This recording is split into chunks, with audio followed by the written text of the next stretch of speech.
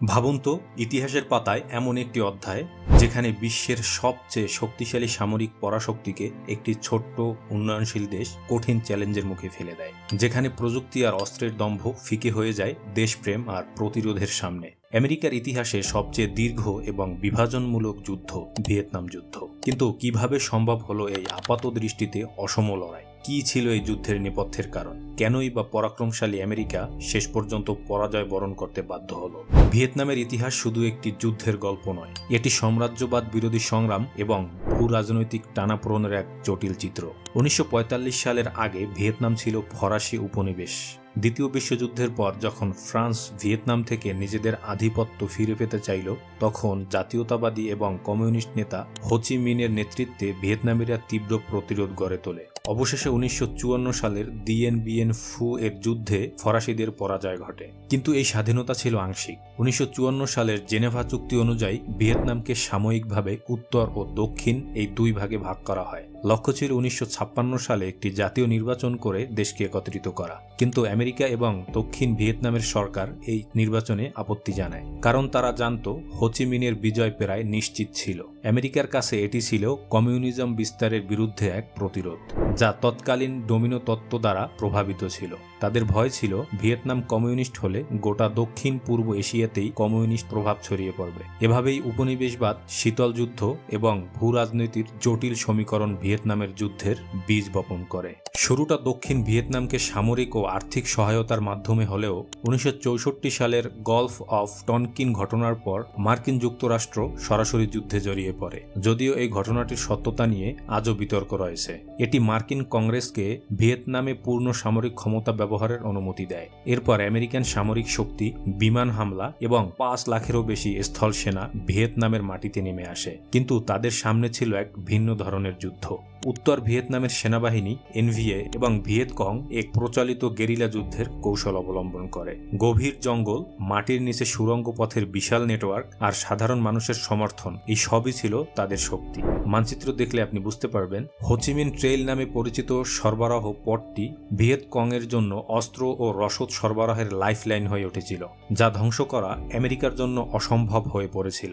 1948 সালের টেট আক্রমণ ছিল যুদ্ধের এক মোড় ঘুরিয়ে দেওয়ার ঘটনা।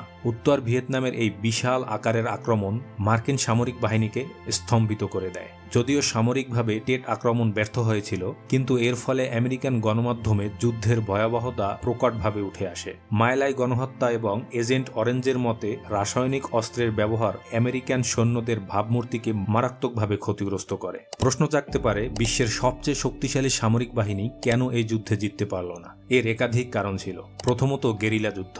ভিয়েতনামের ভূখণ্ড ছিল আমেরিকান সৈন্যদের কাছে অপরিচিত। দুর্গম জঙ্গল, জলাভূমি এবং সুড়ঙ্গ পথে অভিজ্ঞ ভিয়েতকং এর মোকাবেলা তাদের জন্য কঠিন ছিল। ভিয়েতকং সহজে ধরা দিত না, অদৃশ্য হয়ে বারবার আক্রমণ চালাতো। দ্বিতীয়ত, জনগণের সমর্থন। উত্তর ভিয়েতনামের সাধারণ মানুষ, এমনকি দক্ষিণ ভিয়েতনামের অনেকেই আমেরিকার উপস্থিতিকে দখলদারিত্ব হিসেবে দেখেছিল। তারা নিজেদের দেশকে স্বাধীন করার জন্য লড়াই করেছিল, যা ছিল এক অদম্য দেশপ্রেম। আমেরিকার সৈন্যরা কে শত্রু বা কে বন্ধু তা বুঝতে পারত না, কারণ অনেক গ্রামবাসী দিনের বেলায় কৃষিকাজ আর রাতের বেলায় গেরিলা হয়ে উঠত। তৃতীয়ত, মার্কিন অভ্যন্তরীণ বিরোধিতা। যুদ্ধ যত দীর্ঘায়িত হচ্ছিল, আমেরিকায় ততই এর বিরুদ্ধে জনমত প্রবল হচ্ছিল। টেলিভিশন চ্যানেলগুলোতে যুদ্ধের ভয়াবহ ছবি দেখে আমেরিকান জনগণ হতাশ হয়ে পড়ছিল। ভিয়েতনাম যুদ্ধের বিরুদ্ধে গড়ে ওঠে বিশাল ছাত্র আন্দোলন এবং এন্টি ওয়ার মুভমেন্ট। সরকার বুঝতে পারছিল এই যুদ্ধ চালিয়ে যাওয়া আর সম্ভব নয়, কারণ এতে শুধু অর্থ নয়, দেশের নৈতিক মনোবলও ভেঙে যাচ্ছিল। চতুর্থত, রাজনৈতিক উদ্দেশ্য।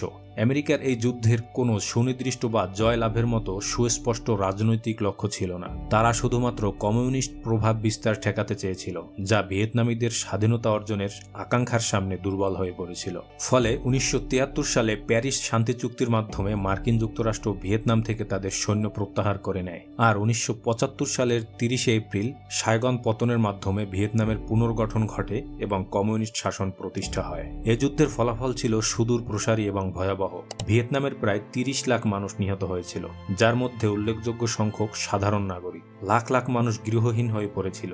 আমেরিকারও প্রায় 58,000 সৈন্য নিহত এবং 3 লাখেরও বেশি আহত হয়েছিল। বহু সৈন্য মানসিক আঘাত নিয়ে দেশে ফেরে। ভিয়েতনামের মাটি আজও এজেন্ট অরেঞ্জের বিষাক্ত প্রভাবে ভুগছে। এই যুদ্ধ আমেরিকার ইতিহাসে এক গভীর ক্ষত সৃষ্টি করেছিল। সরকারের প্রতি জনগণের আস্থা কমে যায় এবং পরবর্তীকালে মার্কিন পররাষ্ট্রনীতিতে এর গভীর প্রভাব পড়ে। আন্তর্জাতিকভাবে এটি দেখিয়ে দেয় যে সামরিক শক্তি সব নয়। একটি ছোট্ট দেশও প্রতিরোধ ও সংকল্পের মাধ্যমে শক্তিশালী প্রতিপক্ষকে চ্যালেঞ্জ জানাতে পারে। ভিয়েতনামের যুদ্ধ ইতিহাসের এক করুণ শিক্ষা।